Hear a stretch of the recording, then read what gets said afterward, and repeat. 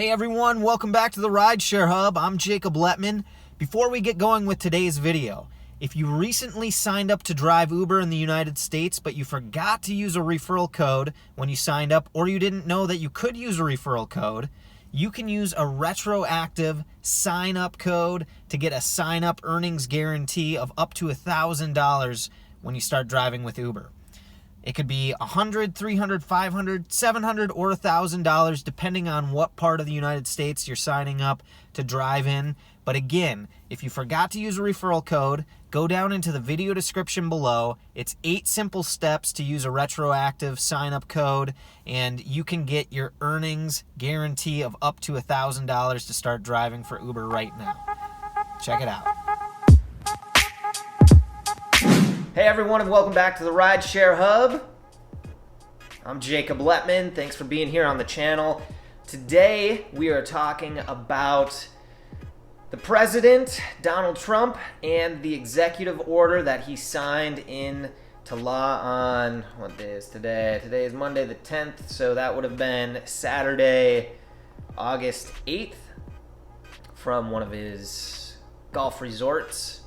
Anyway, so, I feel like I have to preface this video because we're living in such an emotionally, politically charged environment these days, and the election can't come soon enough so we can get on the other side of it.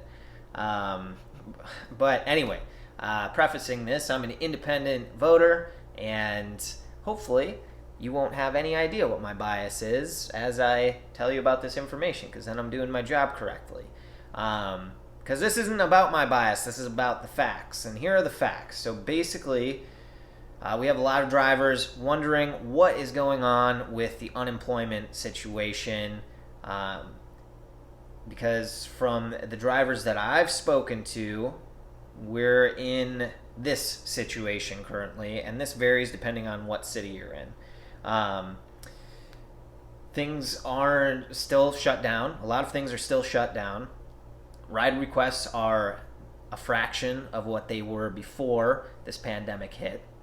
So things are slow for drivers.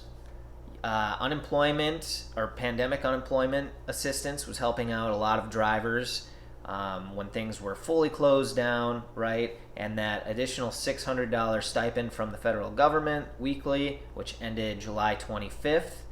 So now we're coming up on the second week of those benefits being expired. Some states pay very well in unemployment benefits coming directly from the state, upwards of $500-$600 a week already. I'm making in Arizona $117 a week, which is not enough that's barely enough to eat. And that's one of the issues, is it's so drastically different all across the nation. So we have a lot of different drivers in different situations. Okay, now that being said, so as of right now, there's roughly 10% of the U.S. population on unemployment, which is roughly 30 million Americans. Last week, 1.2 more million Americans filed for unemployment assistance. And Congress had until Friday, August 7th to come up with a bill that the Democrats and the Republicans agreed on enough that they could put together and then send to the House of Representatives to be voted on. If it passed there, it would have gone to the Senate. If it passed there, it would have gone to Trump, would have been signed into law.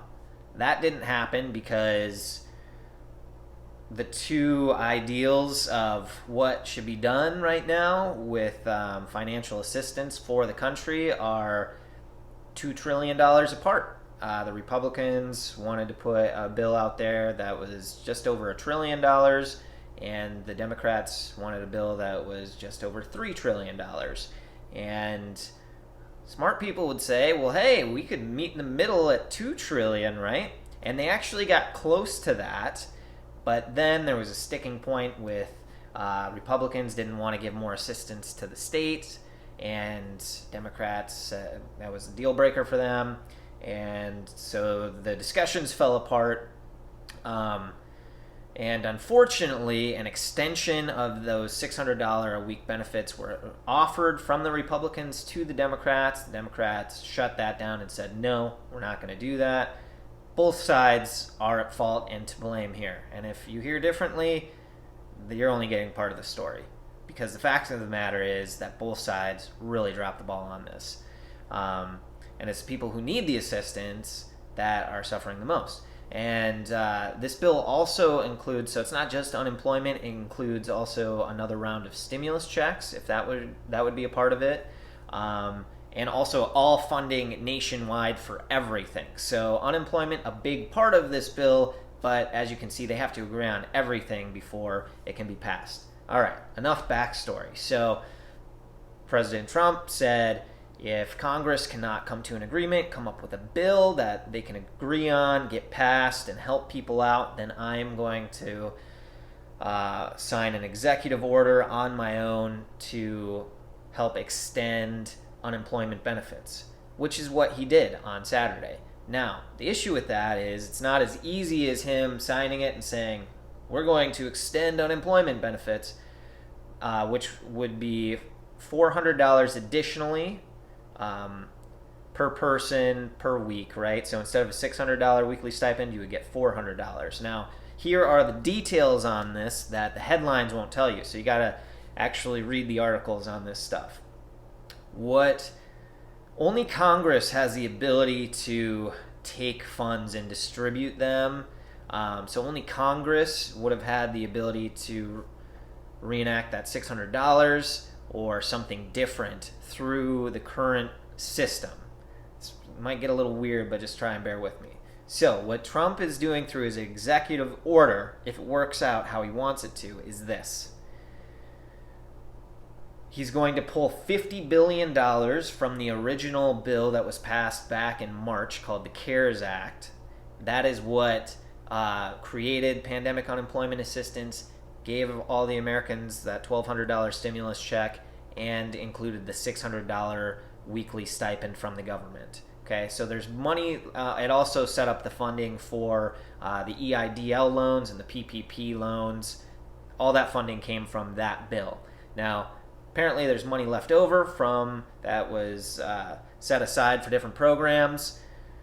$50 billion is what President Trump is taking and repurposing for unemployment. Now, the thing is this. This is how it would work if it works, which already the governor of New York has said no to, and we'll see what happens in other states.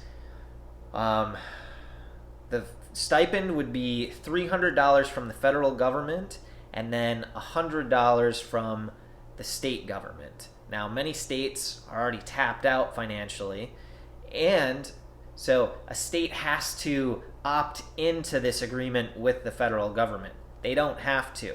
So it's up to the discretion of each state to decide whether or not they want to take part in this, which you hope they do because it would help out their unemployed personnel, but they don't necessarily have to. And it also burdens them more financially because they have to put up an extra $100 per person per week if they buy into this.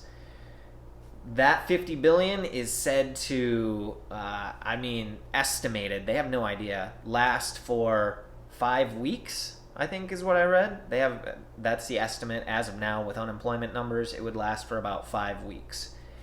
What else? Oh, yeah, and this is the biggest part about it, actually. They can't just give that money to the state and have them issue it out. They actually have to create it would have to be Congress that does that.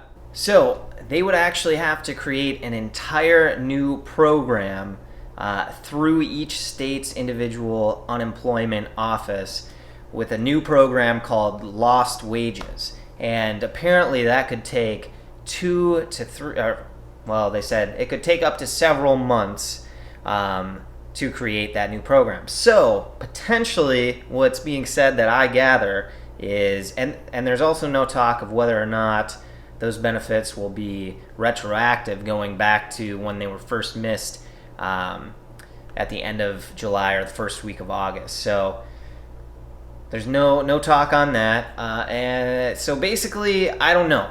It was passed. It was an executive order that Trump signed.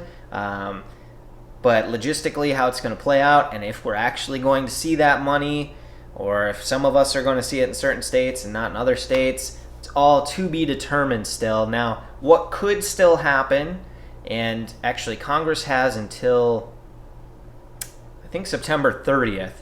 They have to come up with a bill and pass it before September 30th because they can't spend money after that. Yeah, so that's kind of where everything sits for now. Hopefully you stayed with me on all of that, but if you're still on unemployment, keep checking unemployment news because your guess is as good as mine how this will play out. But I will definitely keep you guys updated. I'm all over it. All right, that's what I've got for you guys. I'm Jacob Letman. This is the Rideshare Hub. Until next time, you guys, stay safe out there.